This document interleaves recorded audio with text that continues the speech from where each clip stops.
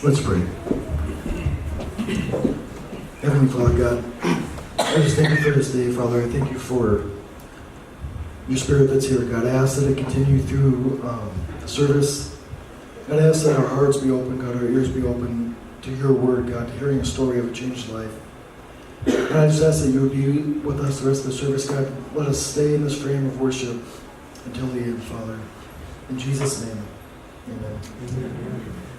I was thinking the other day about all the bad things I could say about my brother before he came to speak. And the minute I thought that, I lost my voice. And so I got pretty mad at God because I wondered why God was protecting him and not me. And it turns out God told me that he was actually protecting me because he has way worse stories about me than I do about him. So, all good. But it's my pleasure to have my brother come.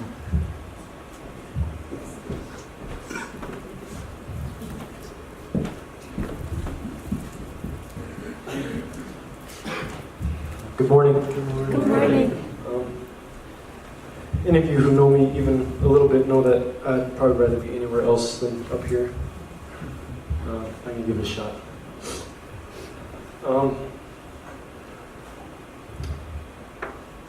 I just want to take a second and talk about names and the significance of names. When my brother asked me to speak, I didn't want to, but I said I would. And this theme of names kept coming up. So I was thinking about it, and I'm sure a lot of you guys know that in the Bible it illustrates a lot of differences, a lot of cultural and social differences between the time when it was written and today. And I think one of those differences is the importance and the role of names. Biblical times and places, it seems like names were more important than they are here and now. And the Bible is full of these examples. One of the first few names in the Bible is Adam. One of the first names were given. And that comes from a Hebrew word, Adam, big stretch there, which means to be red in color. And a lot of people attribute that to the ruddy color of a man's skin, of human skin. But in Genesis chapter 2, verse 7, it says, "The Lord God formed the man of the dust of the ground and breathed into his nostrils the breath of life, and the man became a living creature." And in the English, you get the picture, but in the Hebrew, you see the wordplay and you see the significance. I don't think it's a coincidence that the Hebrew word for ground, which is Adama, so closely resembles Adam. Or mankind. Adam is a word for mankind, and it's the significance of names. Sometimes people would change their names or take other names as their circumstances or states of mind changed. Example is in the book of Ruth, Naomi, which means pleasant, changed her name to Mara, which means bitterness. Abram became Abraham to fulfill the great promise of God. Jacob became Israel after that struggle. I think we all know about that. Saul became Paul. It's a pretty hardcore one. So, the Bible's full of these examples of names and their meaning. And that is kind of the theme that I feel like I was given today. In that spirit, my name is Jeremy. Many of you have known me for a long time. Some of you like the Hathaways even since I was 3 or 4 years old. Some of you may or may not know, but I grew up in the church. If you know my parents, you can imagine how I was raised. Under the circumstances, it might surprise a lot of you to know that even though I was raised that way, and I learned about God, and I knew the Christian life, so to speak, and I had even a limited knowledge of the scriptures, I never really believed. I don't know how else to explain it. I believed in God, I guess, but in that deep sense of the word, in the living sense, I never believed. It was never a living reality for me.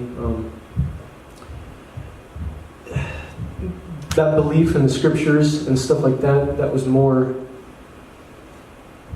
it was more of something that stood in an ever-changing relationship to myself, usually in the form of legalism, you know. And while I would have said back then that I believed, I doubt my life would have given any evidence to it, except for maybe a moment here and there. You know, I believed in the God of the Bible, so to speak, but I didn't know Him. I went to church 3 times a week because my family did, and that was what I did. But, you know, I started smoking cigarettes when I was 17, and I don't even know if I could tell you why at this point. My junior and senior years of high school were pretty much just a days of pot smoke almost every day. I barely graduated accordingly. And when I was 18, we were given the choice whether or not to continue to go to church, and I declined.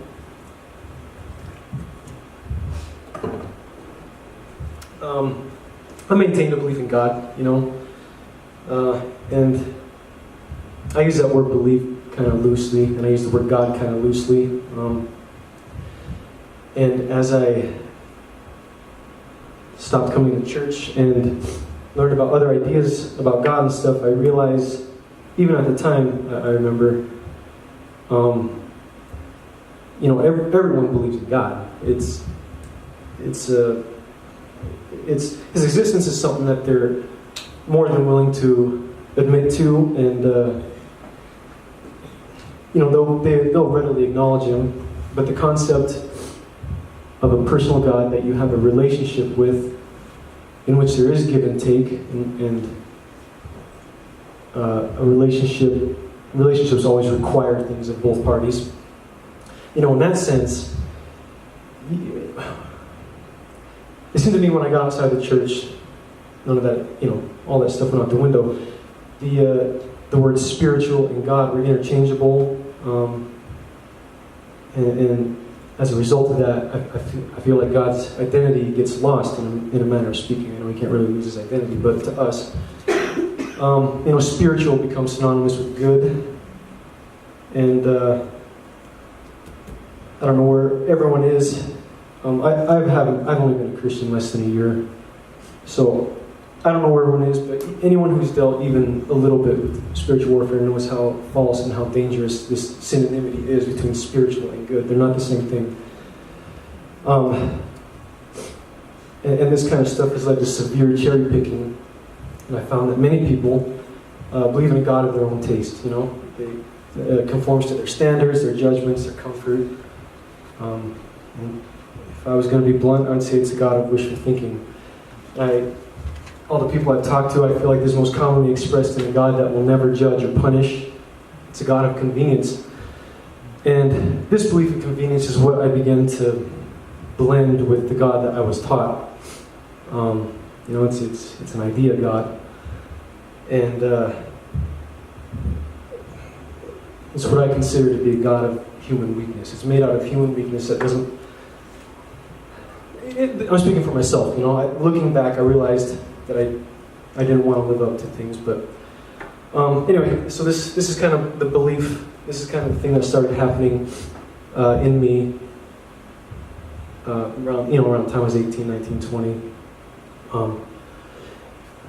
And that belief got put to the test. In 2004, I moved to Portland, Oregon. I don't know how many of you know, but with my brother and my friends, we were in a band, and music was our passion. As we ate and lived and breathed and slept it. That's all we could do. So at one point, we kind of just about literally threw a dart at a map, and Portland, Oregon was it. So we moved out there in 2004 to pursue that dream. And in 2005, my life was turned upside down. I don't ever think about the past hardly, and some of the stuff I've never even talked to people about. But without going into too much detail, or any detail for that matter, I was hit hard, and I got knocked down in life. You know, we all get knocked down. And the way that this happened, I was left with no answers of any kind. And when you don't have answers, you feel like something gets taken from you, but when you don't have answers, it just turns into something that you've lost. And when you have answers, you can feel betrayed, but when you don't, you just feel unworthy. Things get shifted around. I didn't have any answers. The circumstances were such that I was left with no answers. I had no idea what even happened. For years I tried to kind of pick myself back up, so to speak. But also during this time, it seemed like everything else in my life began to slip through my hands. The band, which was our dream, our passion, any of you guys that have a dream and a passion maybe knows what it's like to lose that. That kind of fell apart. My brother was going to come out to Portland to be with us, and at the last second that became an impossibility. And I say music was our passion, but that was part of it, and the part for me that was the make or break was who I did it with. So just not being able to come out was a blow. Also around this time, the friends that had moved out there, the band just kind of slowly crumbled and faded. I had some death throes. But shortly after that, the friends that I had went out there with, they left Portland. They did their own thing. So it was just me out there. I stuck around. I had this hope. And I don't know. Looking back, I don't know if it was the hope that was killing me or the hopelessness. I don't know. But around this time, again, leaving out some detail, I became homeless. I lived in my vehicle in Portland. I had a dog, strange as that may sound. And this dog, because of how I acquired it, it came to represent to me a lot of the things that I had lost. It was like the last thing I was hanging on to. And so I'm homeless in Portland. I had a job still, luckily, but I could not find a place to live. And I had to surrender my dog. And I know it's just an animal, but when it's the last thing that you're holding on to, just all this stuff was just a straw on the camel's back, So, like I said, I was trying not to give up, and I was trying to pick myself back up, but the lights went out. I don't know. And this is where I really began to seek God's help. My parents, maybe, and a couple of my friends, they might have seen how far down I was getting.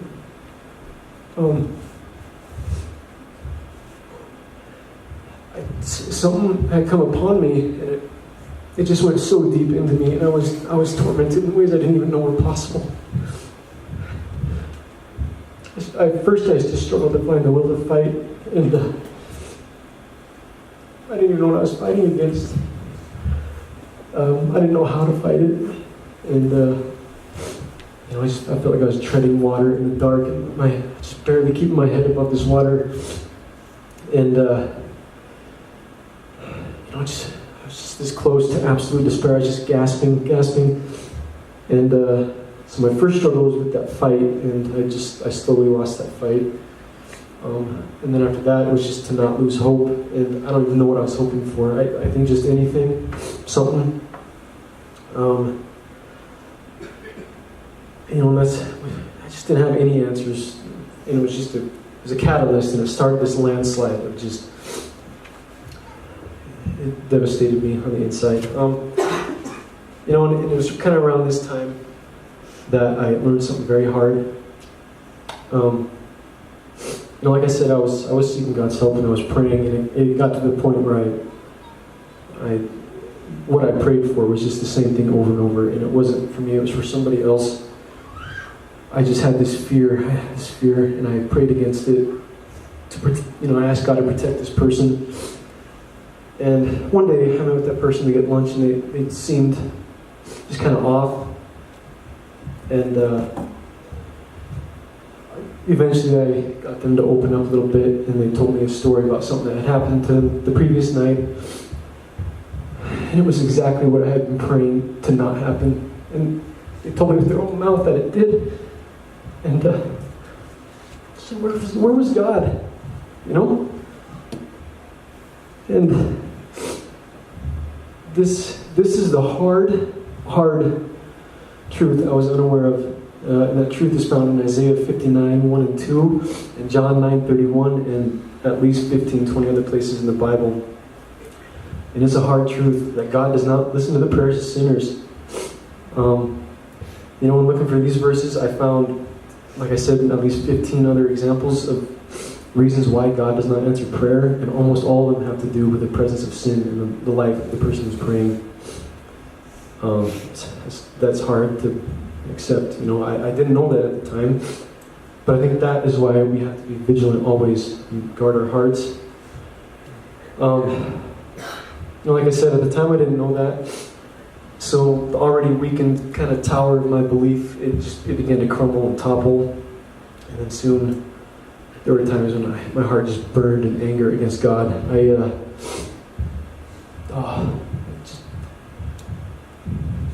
You know, to fuel the fire, I read my Bible and I pick out these verses and things totally out of context. And I make this little sneering list in my heart of all these examples of God's seemingly fickle or untrustworthy or even contradictory nature. I just fueled that fire, you know. And then, but ironically, I still needed His help. I knew that. I could feel my spirit getting ready to buckle. I knew that the next horror was approaching me, and I didn't know if I was already just barely standing as it was, so to speak. I lived in this constant fear. I lived in a constant darkness. I don't know how else to describe it. I just had a constant pain in me and a restlessness that felt like insanity. I don't know. And I remember reading this verse even back then, but it still speaks to me. It's in Job 5:14. It's talking about people. It says they meet with darkness in the daytime and grope at noonday as in the night. And this might sound poetical or something, but if any of you know, when it's a reality, it is not. It's a horror. It's a nightmare. It's not poetical. It's not a verse. It's devastating, and that's how I felt. I guess that pretty much doesn't sum up everything, but that sums up a lot of how I felt. And I mean, I literally felt like I was in the dark all the time. I mean, my name might as well have been darkness, you know, if we're talking about names. So because of this fear and this darkness and this restlessness and, you know, just this pain, I began drinking just to escape from the pain. It sometimes helped. I was pretty much hanging on by threads, and none of those threads were in my control. So almost about a year later, it was October 30th, 2006, that last thread broke. All the struggle of the previous year just seemed nothing, and I collapsed. My head sank beneath the water. And after this, the downward spiral was pretty quick. It was quick and consuming. It just consumed me. I pretty much abandoned hope. I gave myself up to despair. I embraced my hurt. I was alone. I've never felt so alone, and I embraced that too. I didn't have anything else to embrace. You know, I ran towards the end. I don't know what end. I don't know if it was the end of my life. I lived fast, and it's not funny. I tell people I was on the 30-year plan. You know, 30 years rolls around, and check out. You know, it's just this downward spiral. I gave up the hope of this life. You know, in a word, I took any chance of escaping that pain and stuff. Usually without even question. One time my brother came out to visit me, and we had went to see a band we liked, see a show. And a couple minutes after it started, I just went downstairs to the bar and started drinking. And always thinking the same thoughts, just tormented me. Just down there drinking.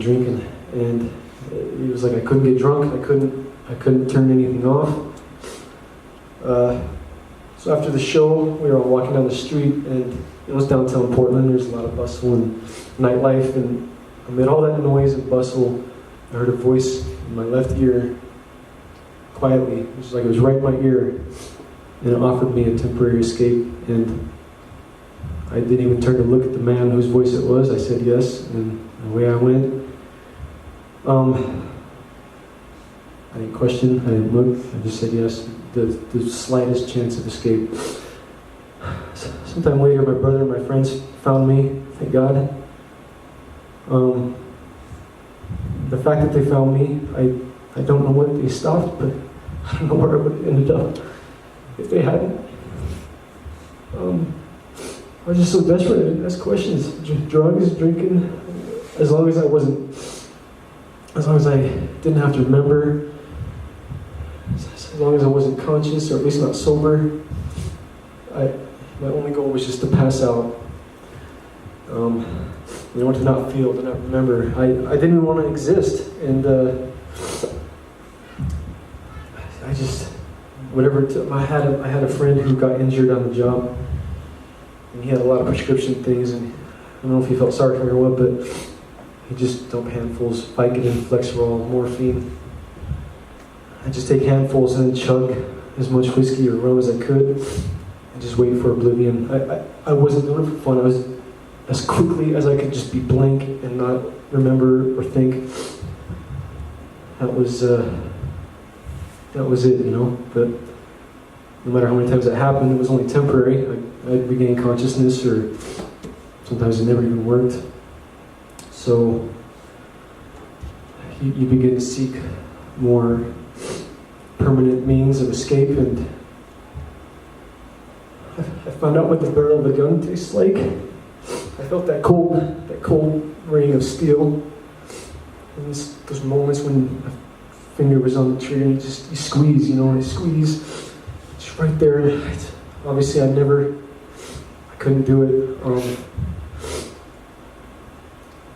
I couldn't do it, and that just made me feel even worse. Made me feel even more pathetic, and further down I go.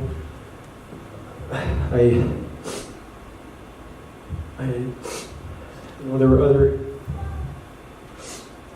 other times, other ways. I replayed the past constantly in my mind. Without those answers, I was just always trying to figure out what happened and what went wrong and where. And the life I was living was one I never ever could have imagined, in all the worst ways. I didn't know life could be like that. When I was young, I started keeping a journal. I'm very introverted. I don't talk. When I have problems, I internalize. I don't go spill them out to somebody. So the journal was that was kind of my release. And a lot of this stuff is very fuzzy for me. I had to go back and look at those journals just to kind of get a rough idea of the chronology of all this stuff. And I found a passage in there, and I remember it vividly. And I wrote in my journal, "If God loved me, He would let me die. And I cannot describe to you the sincerity with which I meant this. There was nothing that didn't hurt. It was exhausting. I guess that constant hurt and stuff, I began to grow angry, and I began to hate it. I hated everything. I hated everything I was. I hated everything that had happened. I hated the absence of people and things that I loved. I hated my life. I hated God. I just hated. That was, after like a year or more, I could barely even get out of bed. I could barely find a will to get out of bed. And I got this new strength in hatred and anger. And after a while, it felt good. Any of you who are familiar with Proverbs might recognize this verse. It's in chapter 19, it's verse 3. When a man's folly brings his way to ruin, his heart rages against the Lord. And I raged. I had this rage, but also in periods I still felt that just devastating pain and that sadness I couldn't get away. It was still down in there. And, at first it was just here and there, and then it began to increase, but I would just feel nothing at all. I don't know how else to describe it, just nothing. And during those times, I almost began to wish for the pain back. I almost began to prefer the pain just to feel something. I just went up and down between the most crippling apathy I've ever felt, and then I'd feel stuff, and it was whenever I felt it was just pain and sadness, and I don't know. During those times, I spent almost all my time alone. I knew some people in Portland, but my friends had left, and my family was here, and my acquaintances were just work acquaintances. Show up, do some work. How's it going? So I spent a lot of my time at home. I'd just get off work and I'd start drinking until I passed out or fell asleep. I left the house to get whiskey and cigarettes. That's about it. I covered all the mirrors. I couldn't even stand to look at myself. I couldn't even stand it. I couldn't even stand to be myself. I did look one time, and it's just I saw the object and the source of all my hatred, and then I punched the mirror out. I couldn't stand me. I dyed my hair black, and then I just began to cover myself with tattoos. I don't have anything against tattoos. Everyone gets them for different reasons. I personally don't think there's anything wrong with them, but the reason I started getting them was because I could not wait to cover up who I was. I hated it. I pierced myself all over the place. At least half of them were above my neck. I just wanted to cover myself up till I didn't exist anymore. I didn't realize this is what I was doing, but I began to worship death. I couldn't wait for it. It alone seemed benevolent. It seemed like the only thing that was going to keep its promise and give me some rest. And I still lacked the conviction to do it myself, so, I felt even worse. I don't know how I looked to other people. I always felt like apart from maybe looking just a little bit sad or something, I felt like I always kind of blended in. And there were times, there would be these times it felt like there was a way out, like maybe I could just forget about the last few years and just move on and maybe start over, I don't know, but it almost became like I didn't want that anymore. It was almost like I couldn't bring myself to do that. I come to identify with my pain, and especially with my anger and my hopelessness, and I didn't really want to escape anymore. I didn't escape to what? Who cares? I wanted to escape the pain sometimes, but mostly I just held on to it. And I felt like if I let that go, then what did I have? A lot of things. On this time I seemed to have got like mild insomnia, and I had these incessant headaches. They would last for days at a time. Depression was in my bones, it was in my heart. No matter how many days I woke up, it never seemed like a new day. The passing of time, weeks and months, it just seemed like one long, exhausting day. I go to sleep, but it wasn't like a rest. It wasn't like a new day when I woke up. Time just passed with a slowness and a stagnancy that just seemed like insanity to me. That almost drove me as crazy as anything else.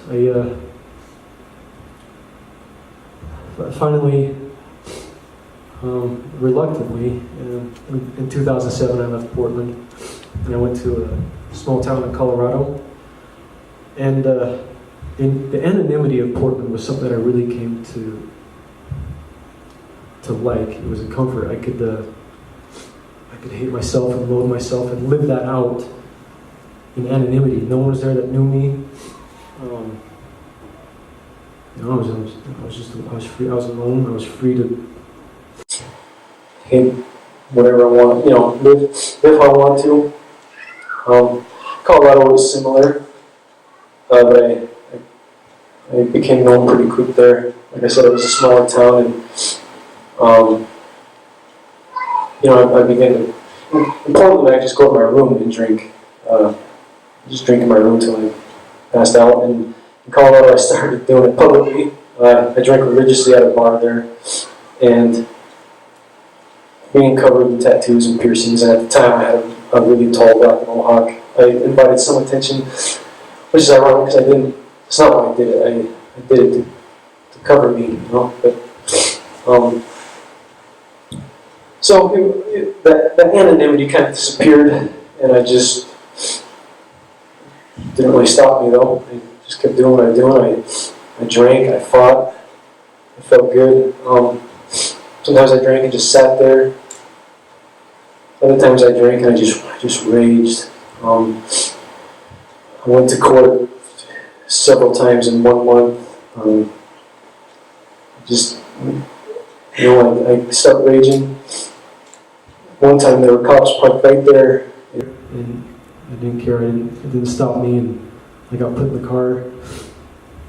I went to court.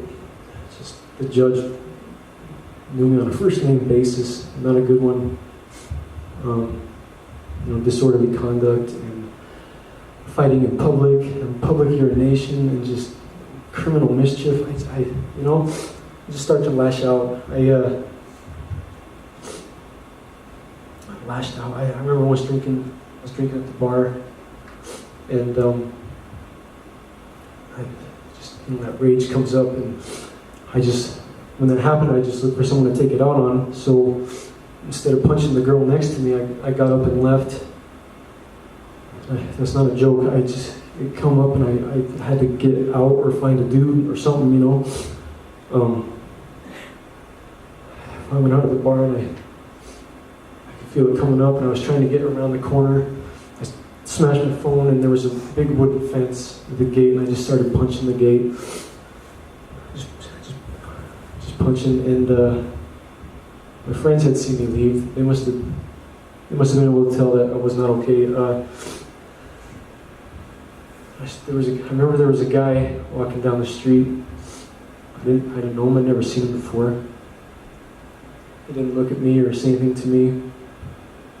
But when I saw him, I started towards him, and my friends knew what I was going to do. And as a group, they got me across the street and got me down. And I don't remember exactly, but I do remember lying in the dirt on my face, just screaming until I lost my voice in rage. It was so much rage. My friends were sitting on top of me, holding me down. Dirt was in my mouth. Screamed until I couldn't anymore. And that's the kind of rage and stuff I had in me. Years later, I was driving home. And it began to happen where I couldn't get drunk. I would go drink. And years later, I was driving home, and I hadn't got drunk, and I just remember that rage coming up. And I lived just a little bit out of town. Off the main road was an S-curve. When the curve was coming up, I just floored my vehicle. I stomped on the gas for that curve coming up, just hoping I'd wreck or go off the road. And it's weird. I remember Journey. There was a Journey song playing. I don't know why I remember that. But I was just punching my steering wheel and screaming, just enraged. And I was just saying, "Kill me, kill me!" My car hit the curb. I don't know how it didn't flip or roll. It hit the curb and died. And I sat there and lit a cigarette and then drove home. I don't know how. I don't know.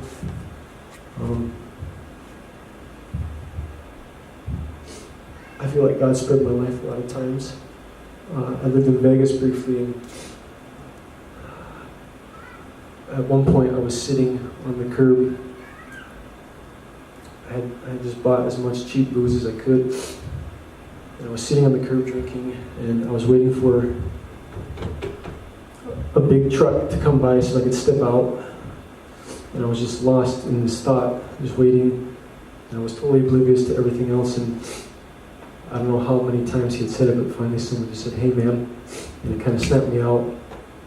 And I then turned to look, and he said, "Are you okay?" I lied, but I just shook my head yes, and for some reason after that, I got up and walked home. I don't know. God was looking out for me, I guess. And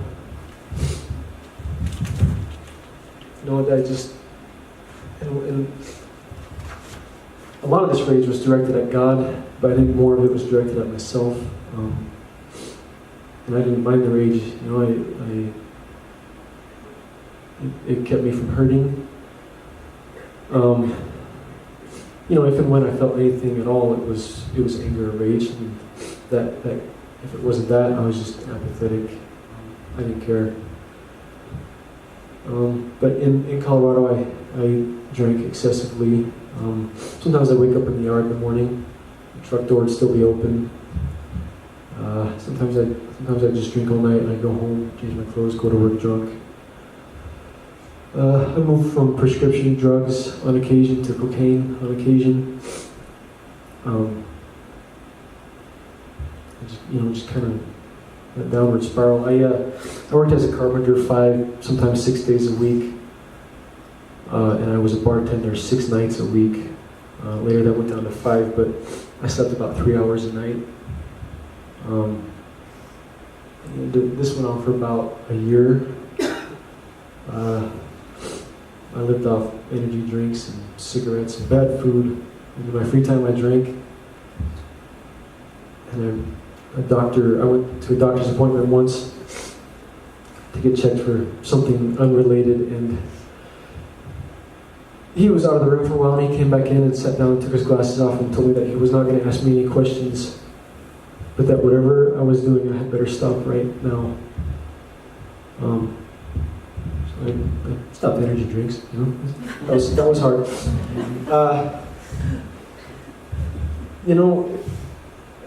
In the middle of this, I attempted a relationship, which just totally blew up my face, which is what I would expect, and that fueled my anger and stuff even more, and I just blamed myself again for that stuff.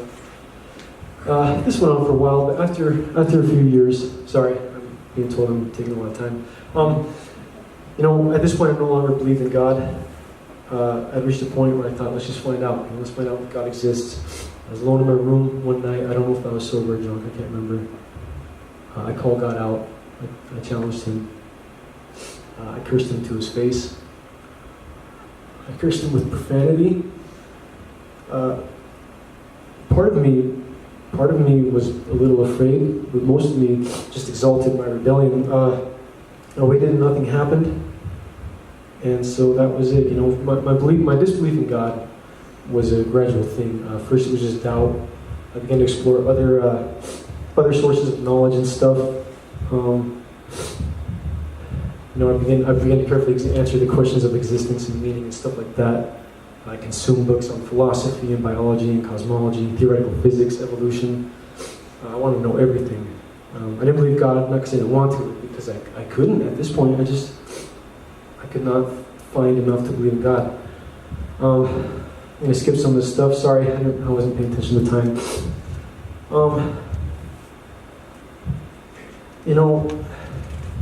I began to question the validity of a lot of emotions, especially love. Human relationships, I just chalked them up to weaknesses of various kinds. I began to despise human beings. I counted myself in there. I despised myself. Just people just began to make me sick, If you were to ask me the top 5 things that were wrong with the world, I'd tell you Christians would have been right up there.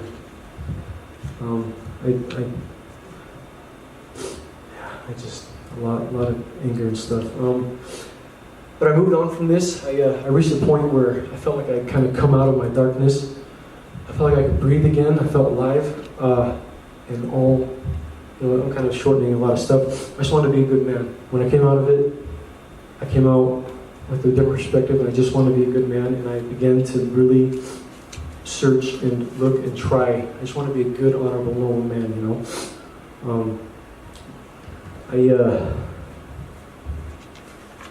This continued on about 5, 6, 7 years passed.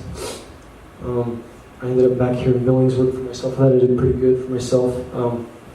My feelings of apathy and rage, they pretty much stopped altogether. Like I said, I felt like I'd come out of the storm. It was good. I was still a hardcore atheist, though. That never once faltered in me through all those years. I knew that there was no God. And the strange thing, about 2-3 years ago, my heart began to soften a little bit. And I don't know how and why. I know now. I was being covered in a lot of prayer.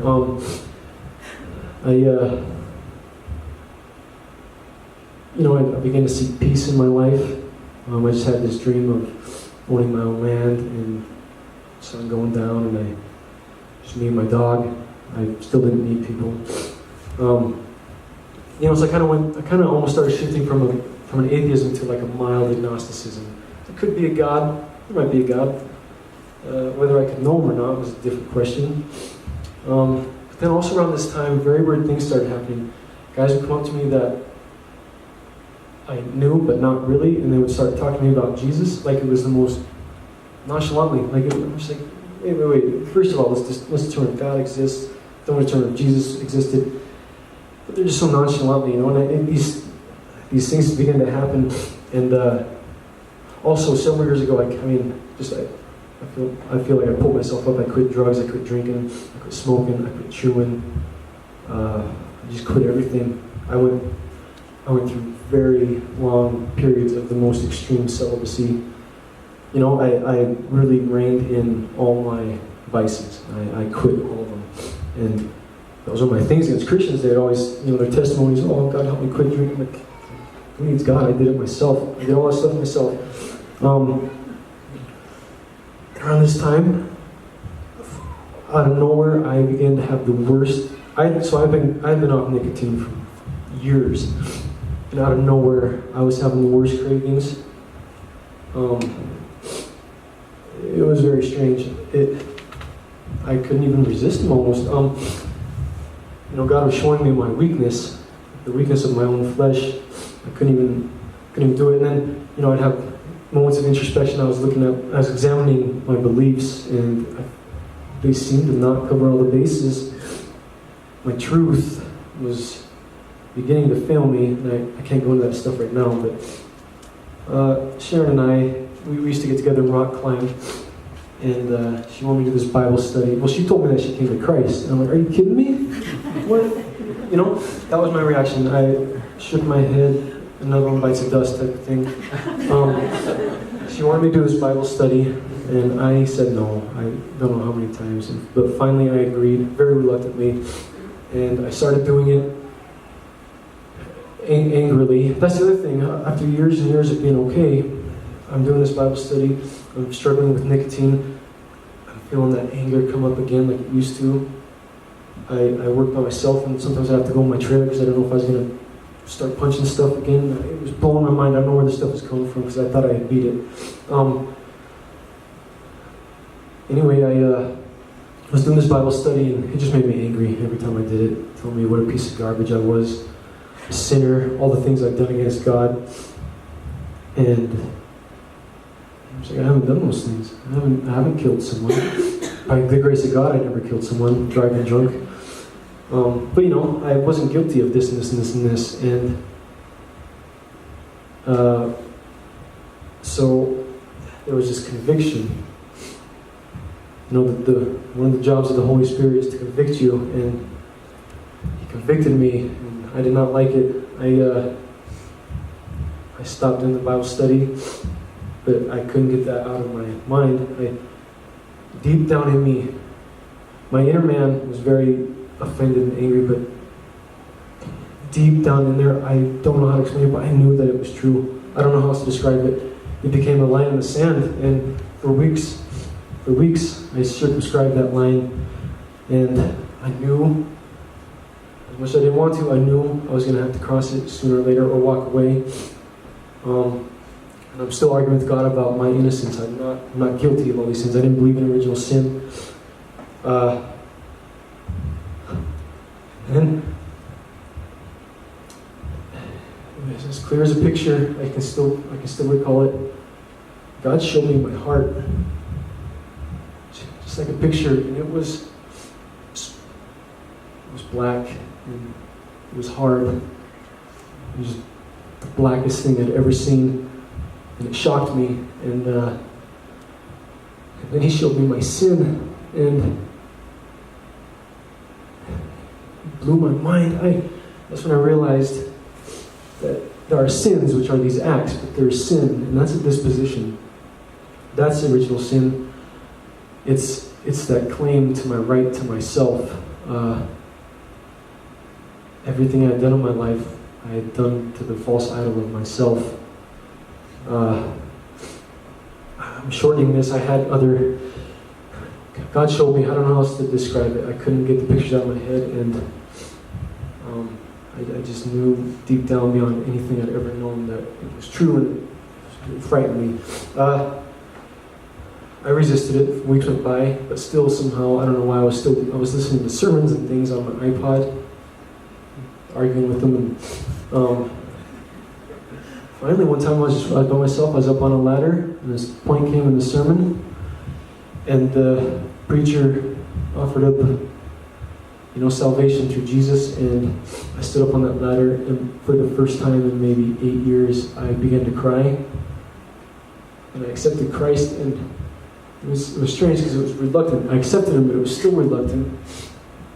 But since then, I've been called back here. I'm going to say so that for another time, but I've realized just in the short time that I've been a Christian how much God's grace covers me. There's been a lot of stumbling. Sorry, I'm trying to wrap this up. Back to the thing of names, there's a lot of, there's the names that we call and give ourselves, that others give us. But there's the names that Christ calls us. You see, when I was young and called myself a believer, Christ, he had love in his voice, but he warned me, and he called me lukewarm. When I was wounded and hurt and I raged and I set myself up as his enemy, Christ called me beloved. And when I made it out of life, and I was living life, I was living with everything I had, Christ again called me with that love, that same love in his voice. He said, "Lazarus, come forth." And that's when I learned that being a good man isn't good enough. If God is who he is, he's incorruptible, and he would not accept my bribe of good works. He would not accept my bribe of good intentions, my little name tag that said I'm a good person. Very hard. I realized that I had only one thing to offer God, and that was my absolute surrender to Jesus Christ. And I've also learned that God is good enough, beyond good, that whatever you surrender to him, he gives back to you beyond measure.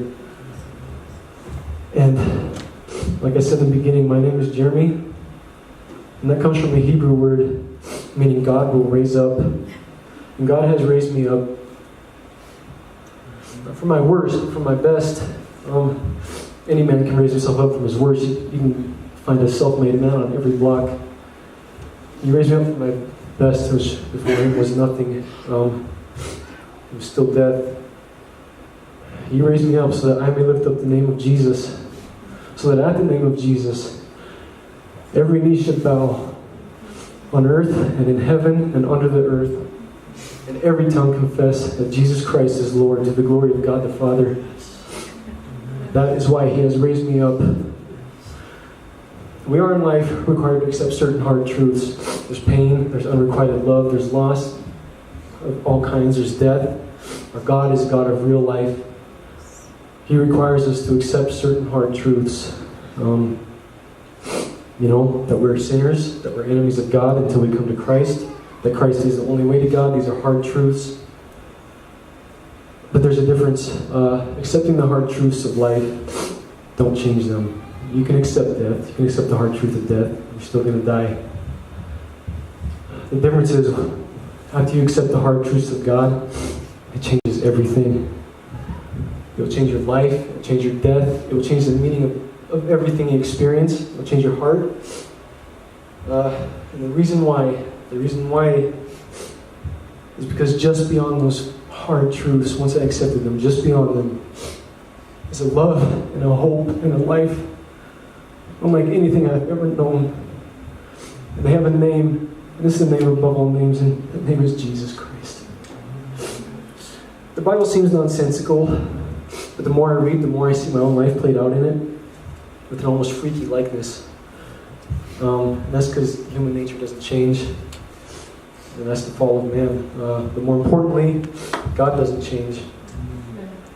The Bible is full of paradoxes and ironies and even riddles. In Proverbs it says it's the glory of God to conceal things. Casual reading of the Bible doesn't cut it, but if you really get into it, it becomes less of an old crazy story about all that weird stuff, and it's revealed as a historical catalog of all the promises of God that He has kept and that He continues to keep. And I know this because they're being fulfilled in my life all the time. Those promises in there are being fulfilled in my life. It's full of promises, but they're only available through Jesus Christ. And I don't know where everyone stands today.